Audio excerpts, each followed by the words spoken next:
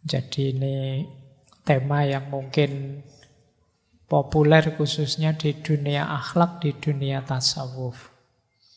Karena kalau teman-teman belajar tasawuf, termasuk belajar ilmu torekot, hampir semua suluk yang ada di torekot itu diawali dari makom taubat. Rasanya kita sudah ngerti taubat itu apa, tapi apa benar sudah ngerti? Nah, malam hari ini kita belajar itulah, bismillah. Jangan lupa fokusnya ke materinya ya, jangan fokus ke saya. Nek fokus ke saya nanti khawatirnya dianggapnya saya sudah ahli taubat. Dosaku ya sih oke. Jadi kita belajar bareng-bareng malam hari ini. Saya akan mengambil dari berbagai referensi tentang apa itu taubat. Ya tentu saja versinya ngaji filsafat ya. Jadi lebih banyak pengayaan materinya. Oke, bismillah, saya awali dari definisi kata-katanya. Ya tentu saja taubat dari bahasa Arab.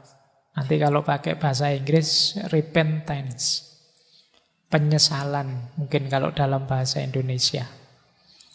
Tapi pasnya kata taubat itu sebenarnya artinya kembali.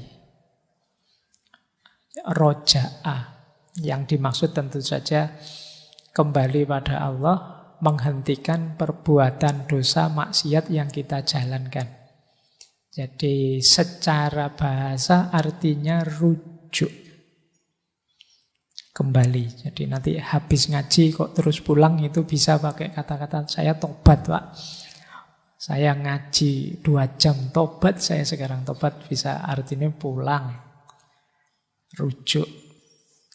Ya ini bentuknya masdar. Taba yatubu taubatan.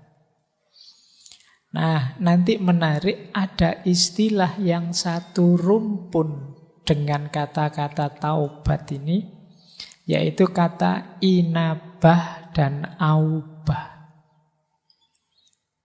Ini secara, kalau bahasa kampusnya ya, secara paradigmatik, kata taubat, inabah, dan aubah itu satu rumpun. Kalau tobat itu dari yang salah kita geser ke yang benar. Dari sesat ganti ke taat. Itu tobat. Kemarin dosanya banyak, kemudian saya tidak mau lagi melakukan dosa, ganti yang dosa dengan kebaikan, namanya taubat. Nanti ada istilah inabah. Kalau inabah itu dari sebenarnya sudah baik tapi ya belum sempurna. Masih bisa ditingkatkan lagi, diperbaiki lagi. Itu namanya inabah. Kemarin sholatku masih asal-asalan. Nah, besok lebih baik. Jadi dari baik ke yang lebih baik. Itu namanya inabah. Nanti ada lagi aubah.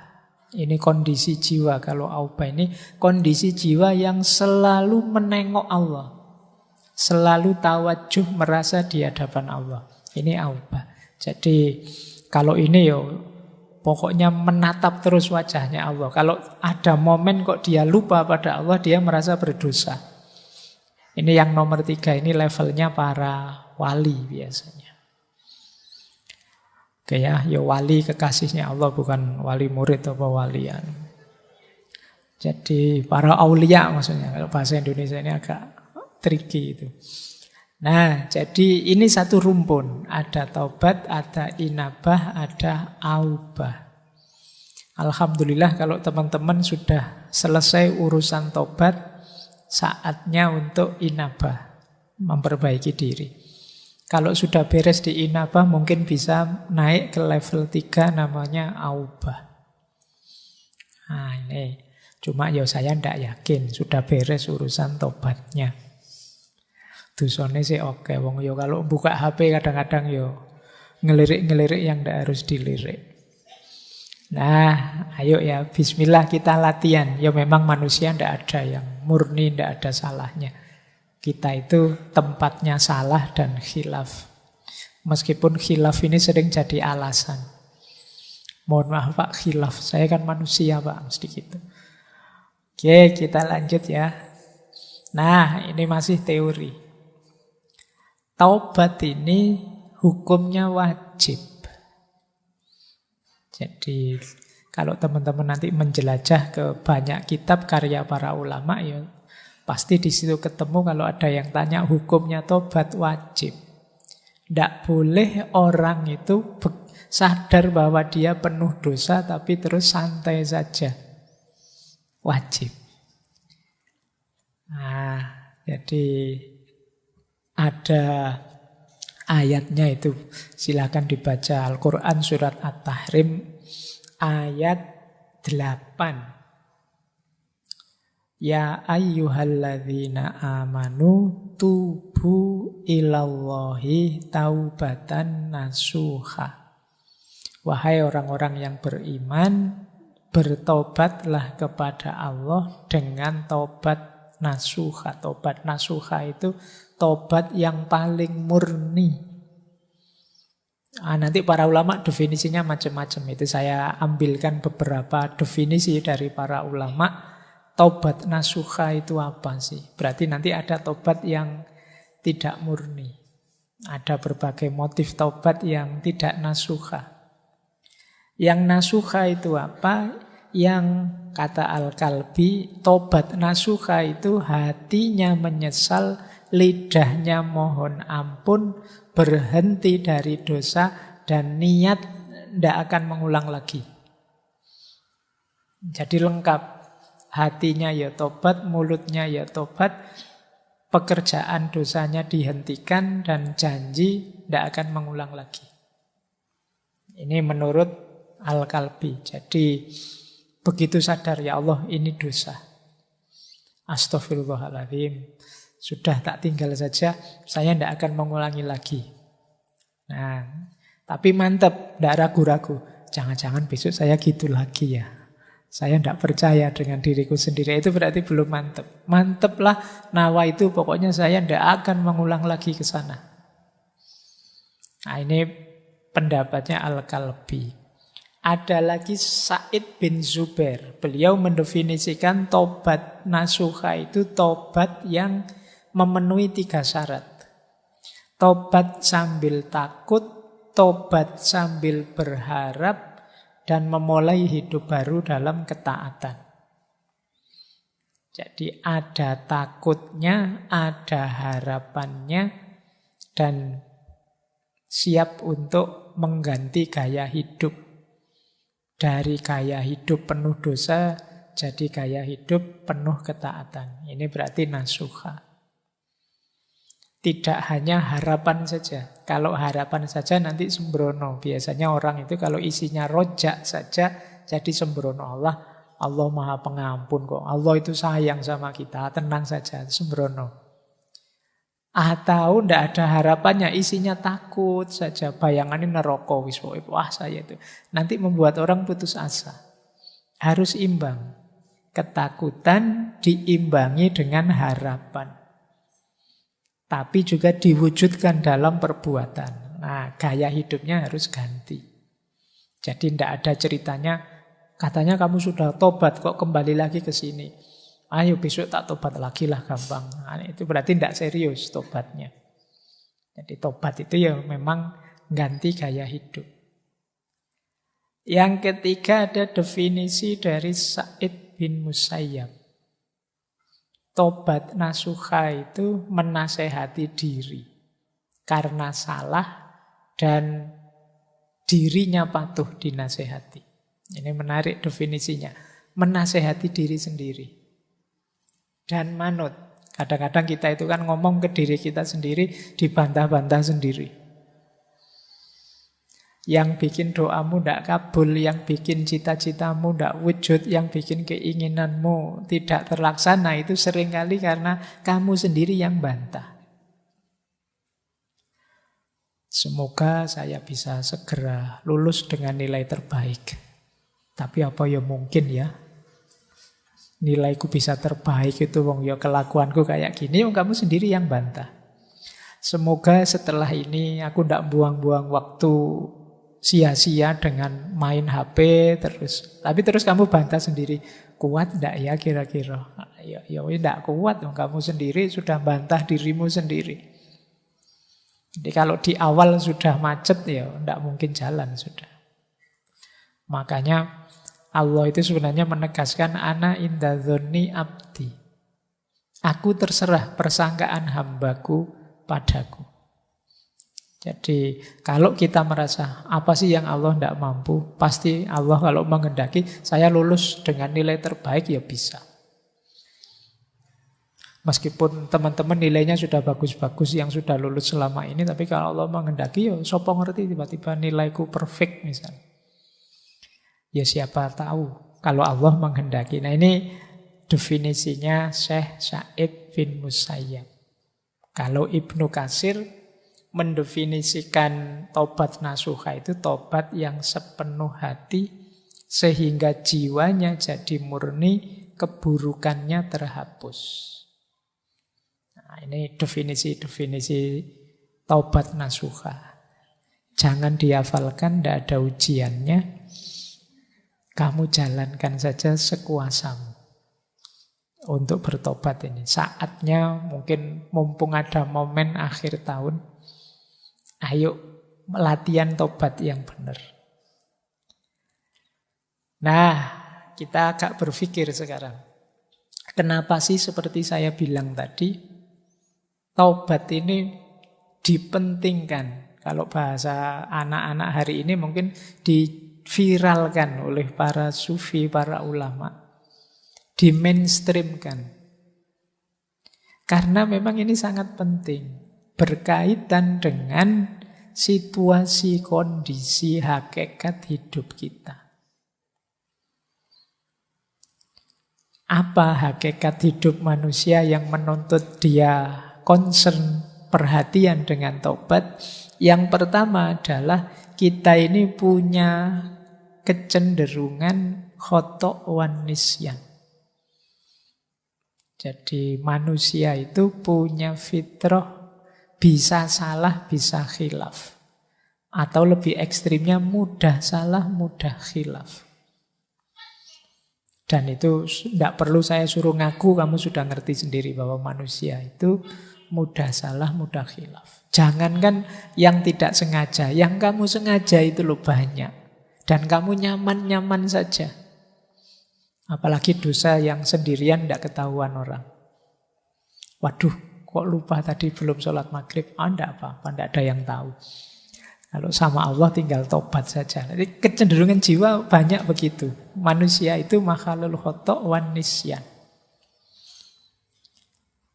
Oke, ini ciri pertama. Kenapa kemudian orang fokus untuk bertobat.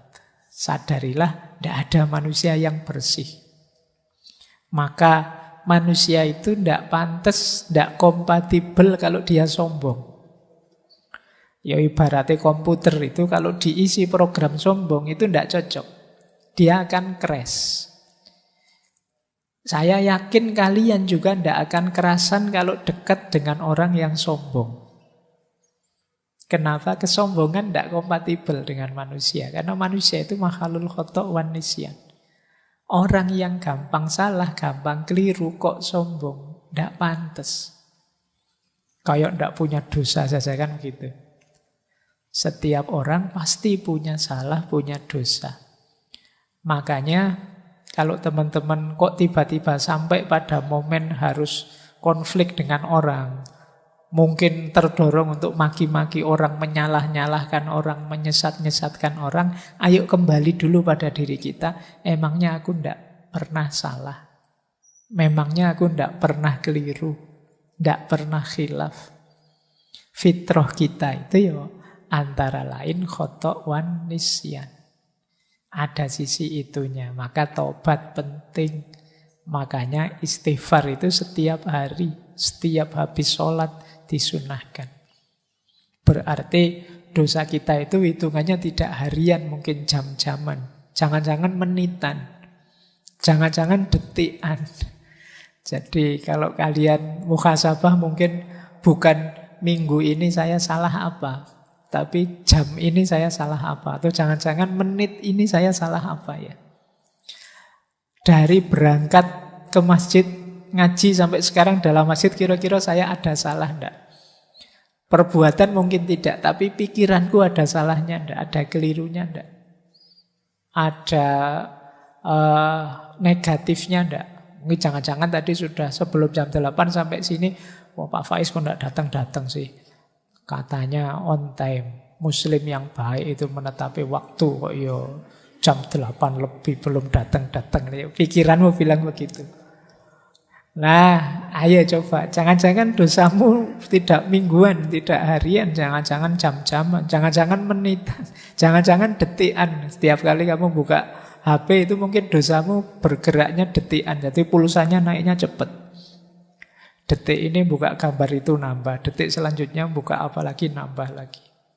Manusia makhlul khoto' wan nisyan. Itu pun ditambah karakter kedua, kecenderungan kedua manusia apa? Tidak mau disalahkan.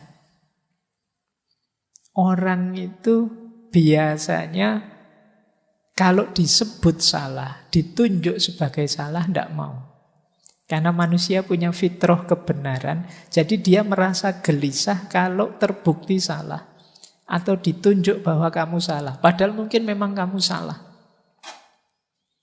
Itu kan yang membuat sering ada konflik orang ngantri misalnya. Orang ngantri tiba-tiba nyerobot. Terus dimarahi, mbok yo jangan nyerobot. Kadang-kadang dia malah nyolotnya lebih kuat. Padahal dia yang salah.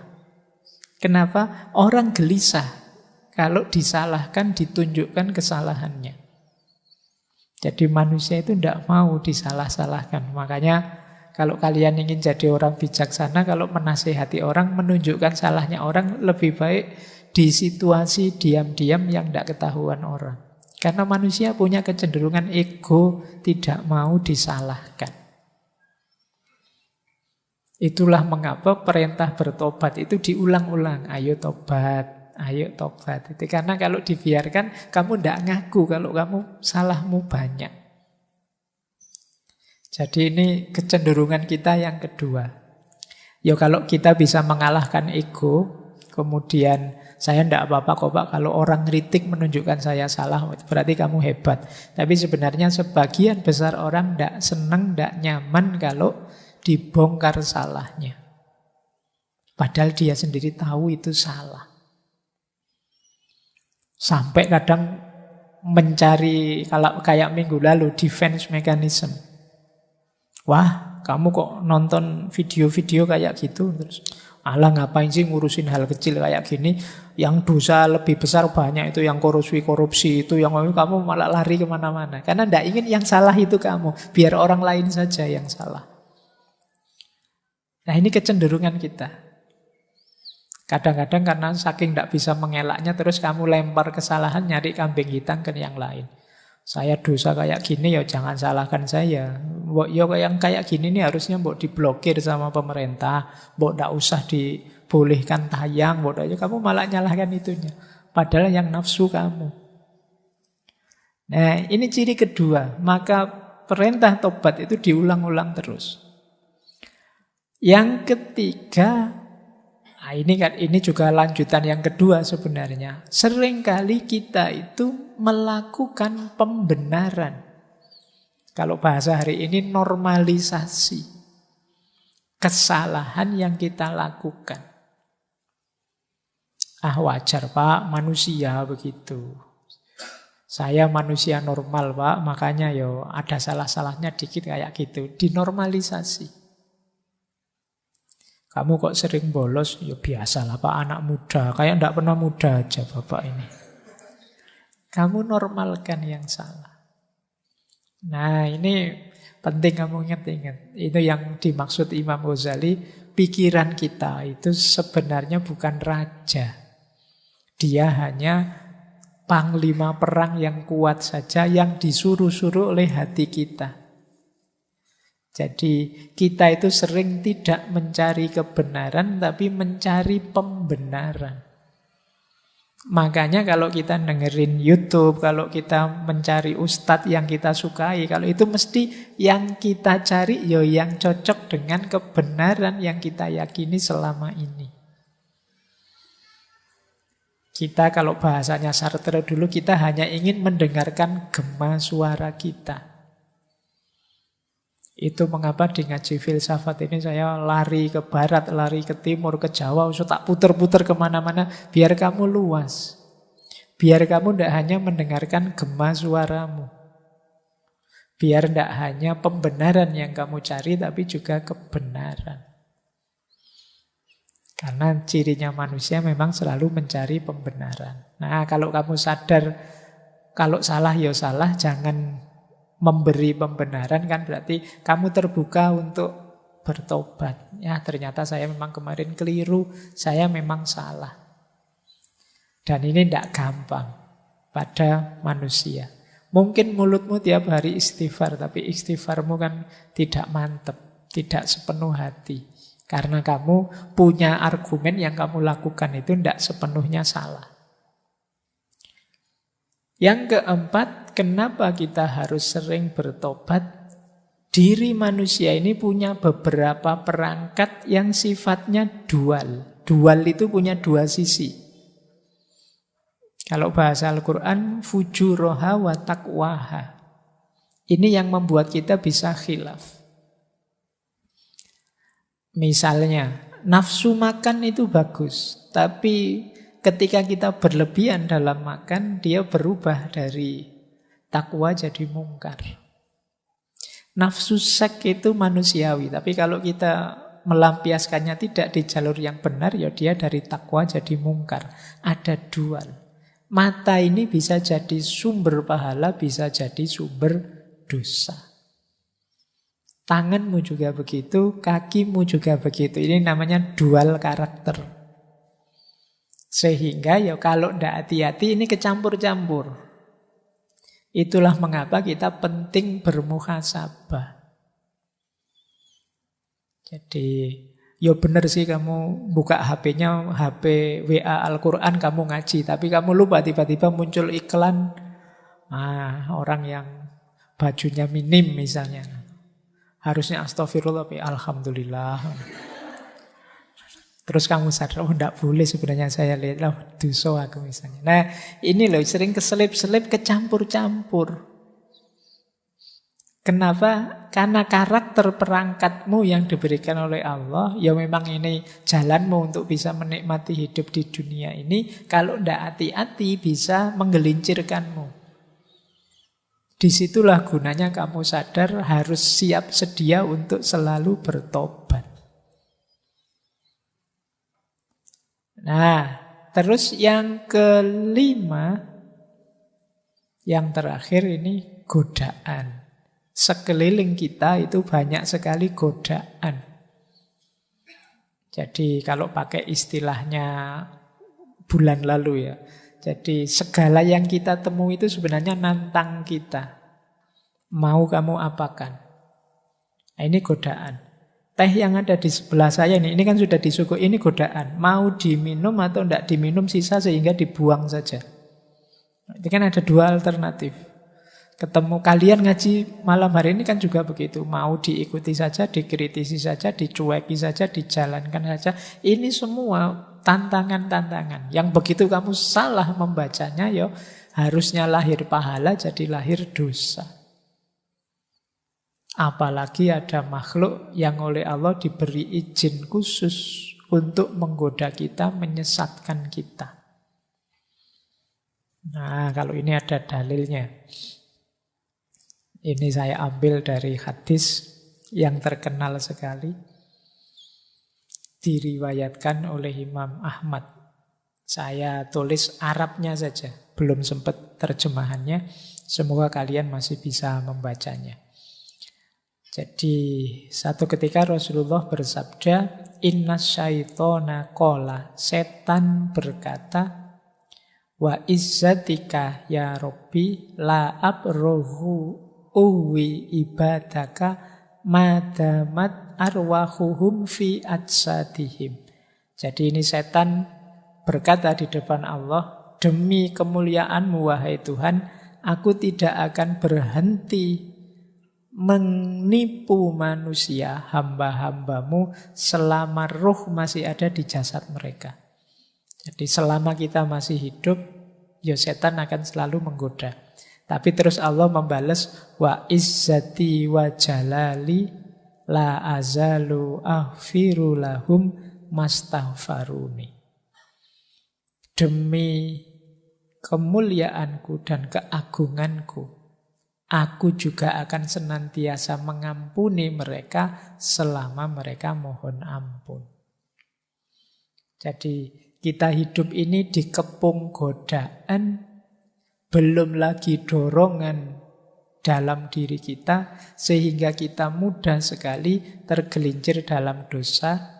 Tapi jangan khawatir, Allah siap menerima kapanpun kita mohon ampun. Ini sebenarnya intinya kajian tentang taubat itu di situ. Baik, jadi ini dasarnya mengapa kemudian perintah taubat itu di mainstream, diutamakan. Karena kita tidak bisa kemana-mana kalau masih kotor jiwa kita, diri kita dikepung, terisi oleh kekeruhan dosa. Makanya orang-orang sufi itu punya rumus takholli, tahalli, dan tajalli. Takholli itu mengosongkan diri, membersihkan diri. Karena sebelum diri kita bersih, dia tidak akan bisa takhalli. Takhalli itu diisi dengan kebaikan. Kenapa tidak bisa diisi dengan kebaikan? Karena diri kita masih kotor. Sering saya ilustrasikan, wadahnya kotor. Kalau wadahnya kotor, diisi yang bersih pun, yang bersih kan jadi kotor. Kalau gelasnya mengandung racun, kemudian diisi air susu, yang terjadi kan susu yang terkontaminasi racun. Bukan racun yang jadi susu. Jadi membahayakan kita. Itulah mengapa kadang-kadang kan sering saya ceritakan itu, ilmu itu baik, tapi kalau masuk dalam jiwa yang kotor, yang masih banyak dosa, banyak maksiat, bisa saja kehilangan kebaikannya. Jiwa yang penuh kebencian misalnya, kemasukan ilmu, ya ilmu itu akan dipakai jalan bagi dia untuk menjatuhkan yang dia benci. Ilmu dipakai jadi jalan untuk meruntuhkan orang yang dia dengki. Jadi ilmu yang harusnya menebar manfaat, maslahat, berbalik jadi jalan merusak. Nah, ini logikanya. Maka langkah awal yang penting memang takholli, pembersihan diri, taubat. Kalau diri masih belum bersih, masih sulit kalian mengambil manfaat-manfaat dari keutamaan-keutamaan hidup.